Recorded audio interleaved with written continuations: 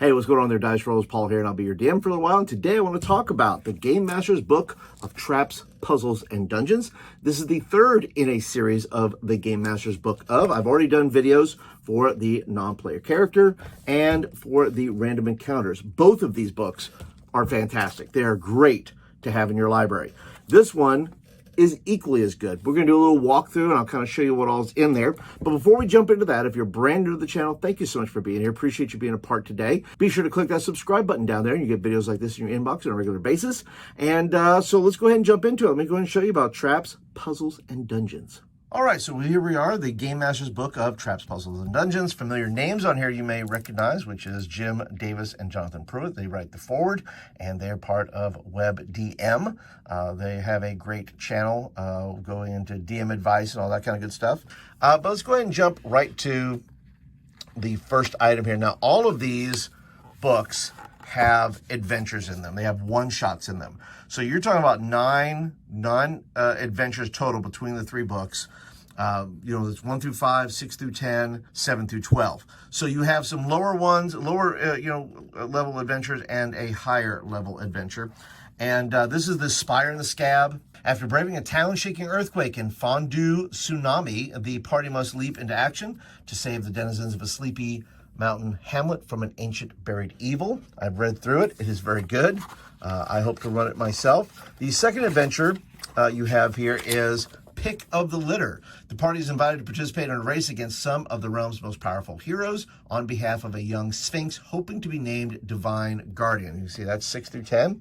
And then we have the third one, which is the Skullhammer Manor. While investigating a series of disappearances near a storied estate, the party finds themselves trapped by a dream dragon and facing off against their own nightmares. That is that's always creepy when you're in those. And I love movies like that where you have to face your darkest fears or your nightmares or something like that. I just think that's cool. It's an unexplored area, I think, sometimes in gaming. Because there's some people that have issues with those things, with nightmares or certain fears and phobias. But if you can ever get a group together that doesn't mind those things, I think that is a great trope, if you will, that's worth exploring. So let's go ahead and move on and go to Painful Traps. Let's go. Well, let me just show you the traps here. You have Painful Traps. Clever creations designed to maim or mar. Deadly traps, like Painful Traps, only much more painful. Disruptive traps, when you want to send intruders anywhere but here. And complex traps, multi-component devices with a singular goal, and that is to kill. And my philosophy on traps, at least in my games, I'm really not trying to kill them. I try to give enough clues. I try to give enough, forewarning that this could be bad maybe, and maybe it's in the tone of my voice or a look in my eye, or I try to give them some tell, if you will, that communicates that this may not be what you expect it to be. But if they decide to do it, then I got to roll with it and let them go ahead and do it. You can try to scale them down, but they are very, very deadly. And I love the artwork in here. And these, the painful traps aren't maybe deadly, but they will cause some damage. They will do some things. You have the this one I like here is the Molotov Goblin. This is a trigger and flavor. The moment 2 or more adventurers gather in some open area of this space, a hidden goblin scout gives a signal which sends another goblin covered in grease and carrying vials of accelerant catapulting toward the party at a rapid speed. So you have a goblin just flying at you covered in accelerant and is going to ignite this Molotov, because you have this just flying bomb coming at you. It's just so crazy.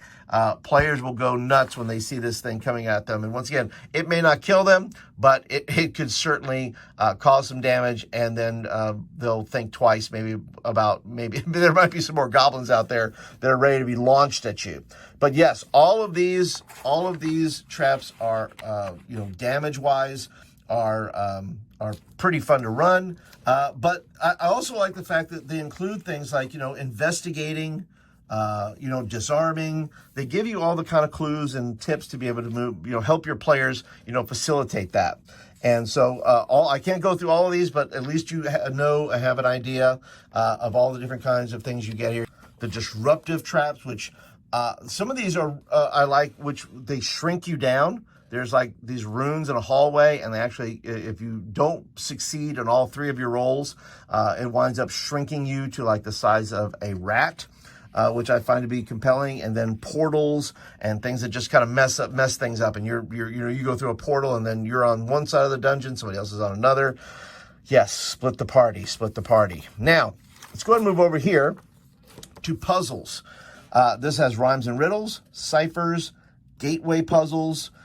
All of these are, I'll just kind of show you a brief moving through here. These are the riddles here.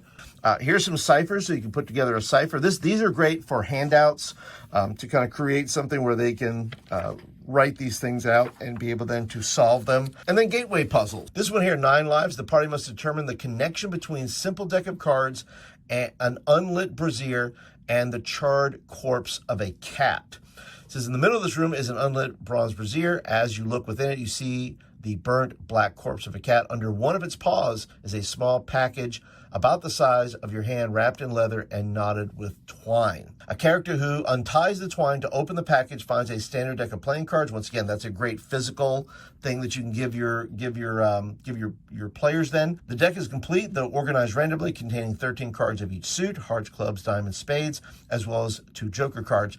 All the face cards feature regal-looking felines, while the 2 jokers are dogs. Scrawled in the middle of the leather wrapping is a short poem, which would be noticed with a successful DC 15 intelligence or investigation check of the leather wrapping. Our small feline friends, their wit most distinguished, pushed to great ends, their chances extinguished. To open the door, the characters must light a fire in the brazier and then cast the ace through the 9 of hearts into the fire, thus extinguishing them. Each time a correct card is cast into the fire, characters actively look at the cat's corpse, who have a passive perception 13 or higher, and notice the corpse twitching slightly. The order of the cards does not matter, only that the ace through 9 of hearts are eventually burned. Once all 9 hearts have been burned, signifying the 9 lives of the cat, the corpse of the cat magically regenerates itself, and the cat returns to life, meowing as if nothing is the matter. After a few moments, the cat begins to retch before vomiting up a key to the exit door. The cat then immediately immolates, leaving behind nothing but a pile of trash. And of course, you can, rework that if you want and allow the cat to live, of course. Casting any cards other than the ace through the 9 of hearts into the fire spawns a large feline-like wraith that attacks the characters until it is destroyed. And then there's a little note here about from bad to worse. If the characters throw multiple incorrect cards into the fire at once, consider spawning an appropriate number of specters instead of wraiths to avoid disastrous consequences. So the puzzles and all these things, they give you options. Jeff Ashworth does a great job of explaining on how to use traps appropriately, giving great DM advice, when to use it, when not to use it, is the goal to kill your characters, all that stuff. So I think it's really, really well written and well laid out. All right, let's go ahead and move on then to the last thing here, which is going to, well, it's the next to last thing, and that's going to be the dungeon chambers. And there are 50 unique rooms guaranteed to terrorize and taunt your party long after they leave the table. Proceed with caution. And these are all just drag and drop. These are just, you take one of these, you can add it into any dungeon you want. And they just have a very simple thing there. They give you the Tower of Hope. So if you want to put a tower in there, it gives you the mechanics. It gives you the different things that are in there, and then gives you variant encounter options. And that is for all of these. And so you are not without options in this book. It gives you a ton of options. And then the last thing, like I said, the maps here are really good too. You could probably maybe just print these out if you wanted to. You could probably build them fairly easily on your VTT if you wanted to do that.